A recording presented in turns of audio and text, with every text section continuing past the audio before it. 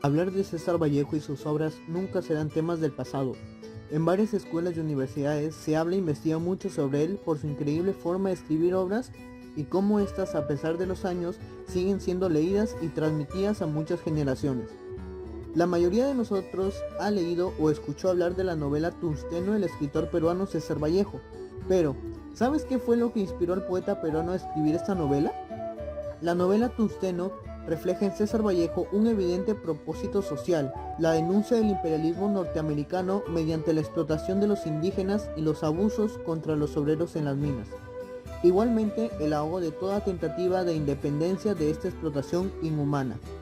En la actualidad ya no está permitido legalmente este tipo de actividades, aunque lamentablemente siguen ocurriendo, y la obra de César Vallejo refleja que este problema social sucede desde muchos años atrás y que lamentablemente aún no deja de existir a pesar de tantos años transcurridos.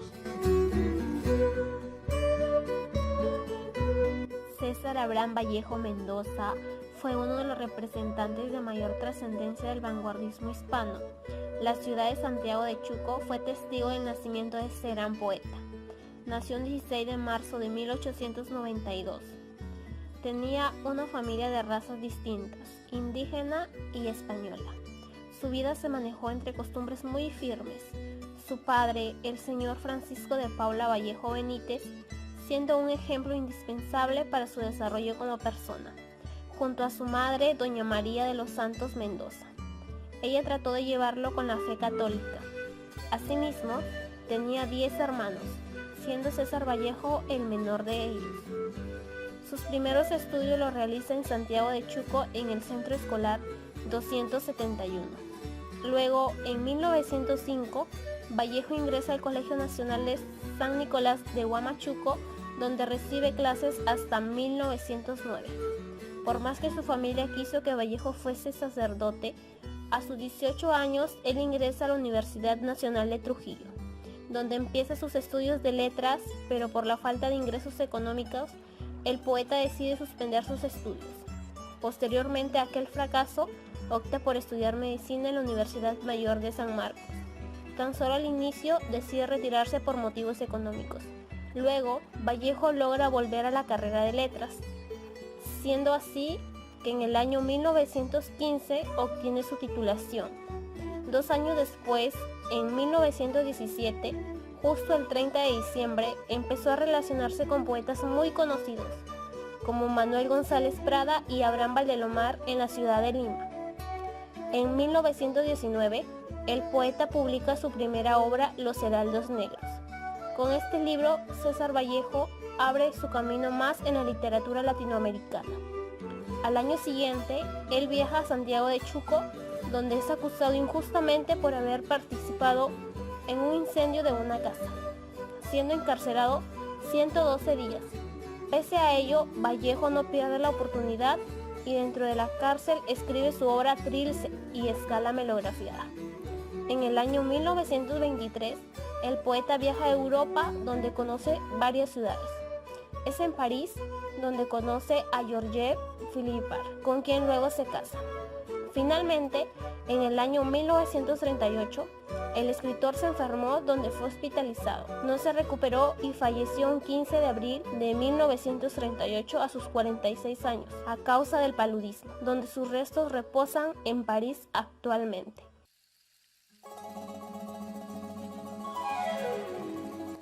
El tungsteno es la llegada de la minería a la región de Colca y principalmente en la zona de Quivilca para extraer el tungsteno. A raíz de la nueva actividad económica cambia radicalmente el ritmo de vida del Colca. De una vida lenta pasó a un ritmo acelerado. Las actividades comerciales, los contratos, los documentos, los papeles son de todos los días. Cuando la comitiva minera llega a Quivilca, se encuentra con una población totalmente ajena a los adelantos de la ciudad. Los horas son esquimados de sus propiedades por José Marino con el visto bueno de toda la comitiva.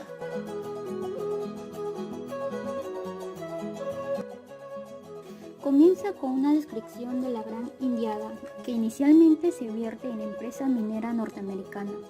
La tranquila vida del pueblo se convierte en una bulliciosa y alterada ciudad por la circulación masiva de dólares y el crecimiento comercial. Los horas sirven primero como guías a la empresa Mini Society y después principian a rendir inocentemente todo lo que poseen. Los obreros de la empresa insultan a los horas diciéndoles indios brutos, raza endeble, servil y humilde. Se cierra con una horrible y repugnante escena donde los personajes principales, incluyendo a Mr. Teich y Mr. White, toman parte en la violación de Graciela, conocida como la Rosada. Entra en turno por orden de jerarquía social y económica. Los hermanos Marino, José y Mateo, quienes se requerecieron como agentes al servicio de la empresa Mini Society, son aliados del superfecto en la sequiza del conscrito para el ejército, así como los de trabajadores para la empresa. La captura de dos indios, Isidro de Pez y Braulio Conchudo, es interrumpida por los comentarios del narrador acerca de la población indígena que vive fuera del Estado peruano y fuera de la vida nacional. El juez limeño, el comerciante José Marino, el cura Velarde y el superfecto Luna ilustran inhumanidad indescriptible que se refleja también en la crueldad de los gendarmes y en la insensibilidad de los vecinos del Colca. Cuando Guanta tiene la inmensa valentía de protestar contra la injusticia, una breve sublevación de los indios se produce, pero es sofocada cruelmente. La pequeña burguesía de Colca acusa a los indios de derramamiento de sangre. Se dedica a las discusiones políticas entre Servando Guanta y el agrimensor Leonidas Benítez. El herrero Guanta vaticina una revolución mundial en la que todos los injustos explotadores serán vencidos y los indios de todas las partes del mundo serán liberados. Aunque Leonidas Benítez se aferra desde un comienzo a su creencia, son los intelectuales los que deberían gobernar, y por último Benítez está muy convencido de que los intelectuales deberían servir a la clase trabajadora obrera bajo los órdenes de esta. Finalmente se dan discusiones y reflexiones políticas entre Servando Guanta y el agrimensor Leonidas Benítez. El herrero Huanca les habla y les ilustra del tal movimiento revolucionario mundial en la que todos los injustos explotadores serán vencidos y los obreros e indios de todas partes del mundo serán liberados. Benítez se muestra reciente, pero finalmente acepta ponerse al servicio de la causa de los obreros.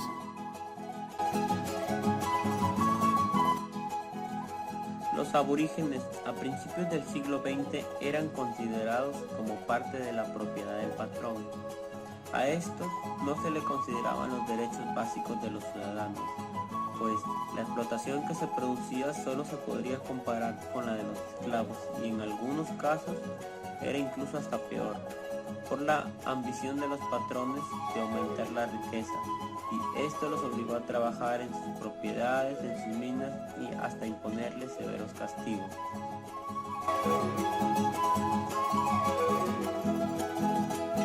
Aunque ya tenemos nuestros derechos, todavía hay explotación.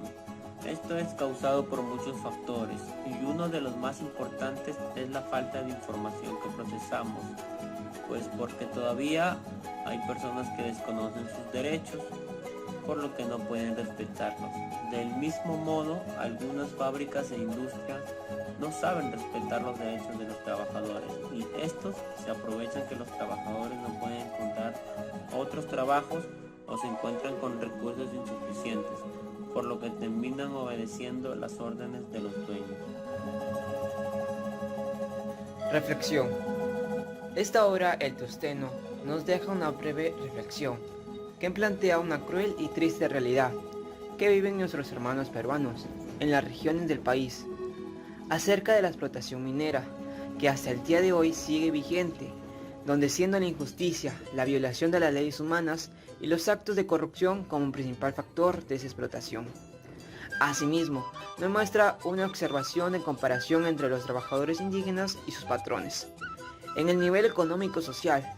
Por ese motivo, la novela de Vallejo invita a darnos cuenta lo que está pasando actualmente y tomar conciencia, siendo Vallejo alguien que denunciaba los problemas de la sociedad en aquel entonces, a través de sus obras y poemas, así mostrándonos que nosotros podemos hacerlo también, y así ser personas de valores. En la actualidad, existen derechos que protegen a los pueblos indígenas y comunidades, permitiéndoles la libre determinación y autonomía. Sin embargo, aún existen casos como es el de los indígenas Guayu, en Venadera del César, que denuncian la explotación laboral teniendo largas horas de trabajo, una alimentación insuficiente y racionamiento de agua. Por otra parte, Vallejo también nos relata la violencia sexual que sufría la mujer, plasmándolo en sus obras, como es el caso de Graciela, la Rosada, quien muere a causa de esto. Hoy en día, por más que existen leyes para prevenirlo, aún se siguen dando situaciones como estas, como es el caso de Janet Bedoya, siendo víctima sexual durante el conflicto armado en Colombia. Como conclusión podemos decir que Vallejo era una persona muy empática y se ponía en lugar de las demás personas, y gracias a su hermosa forma de escribir pudo generar esta denuncia pública hacia las empresas mineras que explotaban a sus trabajadores.